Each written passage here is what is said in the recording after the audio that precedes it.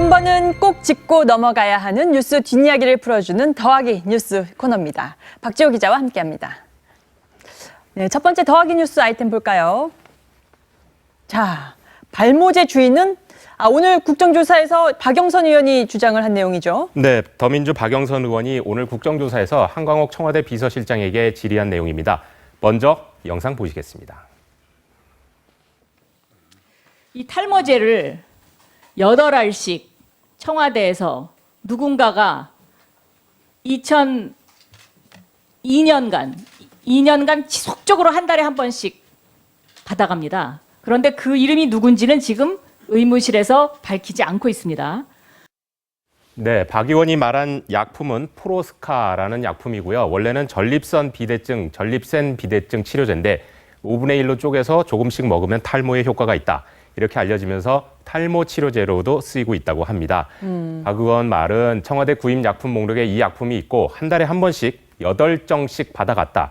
쪼개 먹는 특성상 8정이면 딱 한 달치고 이게 분명히 누군가 탈모 치료용으로 받아간 게 분명하다 이렇게 주장을 하고 있습니다. 네. 결국 국민 세금으로 누군가 탈모 치료제를 먹었다. 누가 먹었는지 밝혀야 한다. 이게 박 의원 주장입니다. 그렇다면 오늘 이 국정조사 중간에 혹시 누가 실제 사용했는지 그 이름이 거론된 사람이 있었나요? 아직 청와대에서는 사용처를 딱 공식적으로 명확히 밝히지는 않고 있습니다. 하지만 같은 국정조사 자리에서 같은 당 김경진 의원이 머리 숱이 없는 차은택 씨의 외모를 거론을 하면서 차은택 씨가 일주일에 2번 청와대를 들락거렸고 네. 박 대통령이 여성이기 때문에 이런 종류의 약품을 사용할 일이 없다 이러면서 의혹을 제기를 했고 당연히 네티즌들의 댓글이 폭주했습니다. 이 국정조사에서 뭐 성형에다가 발모제 의혹까지 이렇게 나오는 게 참 안타까운데 이게 단순한 시선 끌기용 폭로가 아닌지 여부는 저희가 좀 지켜봐야 될 것 같습니다. 그렇습니다. 자, 두 번째 더하기 뉴스 한번 볼까요? 빨간 칠. 지난주에는 박정희 전 생가의 방화가 있었는데 지금은 흉상에 또 이렇게 이게 무슨 일인가요? 예, 영등포구에 있는 물레근린공원. 물레근린공원에 있는 흉상입니다. 그 육군소장 군복을 입고 있는 박 전 대통령의 흉상 얼굴에 저렇게 빨간 칠이 돼 있는데요. 네. 얼굴에도 빨간 칠이 돼 있고요. 그다음에 그 옷깃에 유난히 그 계급장에도 빨간 칠이 세게 돼 있죠. 그다음에 자세히 보시면 코 부분도 훼손을 가한 듯이 충격을 가한 듯이 훼손이 돼 있고요. 그다음에 높이 한 1.8m 정도 좌대 위에 흉상이 세워져 있는데 그 좌대에도 철거하라. 예. 이렇게 해서 빨갛게 누군가 써놓기도 했습니다. 그러니까 뭐 스프레이를 이렇게 뿌린 거군요. 네, 빨간 스프레이를 칠했는데요. 어제 공원 관리자가 발견해 경찰에 신고를 했는데 이 흉상을 중심으로 그 이중으로 울타리가 쳐져 있습니다. 가장 바깥쪽 울타리에는 자물쇠가 걸려 있기 때문에 누군가 마음 먹고 들어오지 않으면 사실 출입이 용이하지는 않습니다. 결국 누군가 우발적으로 이렇게 칠을 해야겠다 해서 한 게 아니라 마음을 먹고 들어가서 칠을 했다. 그렇기 때문에 이거는 고의성이 다분히 있다. 이렇기 때문에 경찰은 주변을 탐문을 하고 CCTV 분석을 통해서 범인의 뒤를 쫓고 있습니다. 범인이 누군지 한번 잡아야 될 텐데요. 자, 세 번째 뉴스 한번 볼까요? 자, 공익이 아니다. 정유라 씨 남편 얘기군요. 신주평 씨 특혜 의혹이 있었는데 공식적으로 다시 또 입장을 밝혔어요. 오늘 국정조사에서 더불어민주당 안민석 의원이 제보를 받았다면서 정유라 씨의 남편인 신주평 씨가 공익요원으로 근무를 하면서 독일로 출국을 해서 정유라 씨와 신혼생활을 즐겼다 이렇게 폭로를 했죠. 자신이 제보를 받았다면서.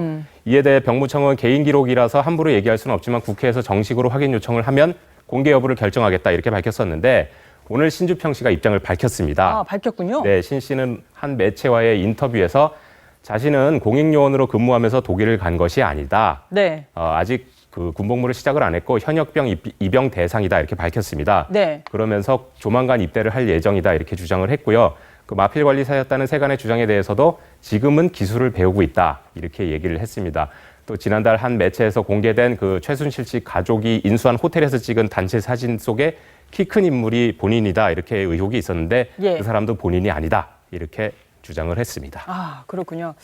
자, 이 실시간 검색어로 이 신주평 씨와 함께 오늘 또 하루를 달궜던 분이 바로 허경영 씨인데 허스트라다무스 이게 또 무슨 내용인가요? 네, 노스트라다무스 예언가로 유명한 노스트라다무스랑 허경영 씨를 합성한 단어 허스트라다무스가 오늘 또 인터넷을 달궜습니다. 허경영 씨가 4년 전인 지난 2012년 12월에 한 소셜 네트워크 인터넷 방송에 출연해서 지금 시국을 예상한 듯한 발언을 했는데요. 그 영상 한번 보시겠습니다. 국민들은 들고 일어나고 촛불심이 일어나고 이러니까 가능한 빨리 하고 빨리 가버리고 네. 물러나려고 하고 예. 그거라도 개헌 정국으로 해서 그걸 덮으려고 네. 이런 형국이 전개될 수가 있습니다. 네.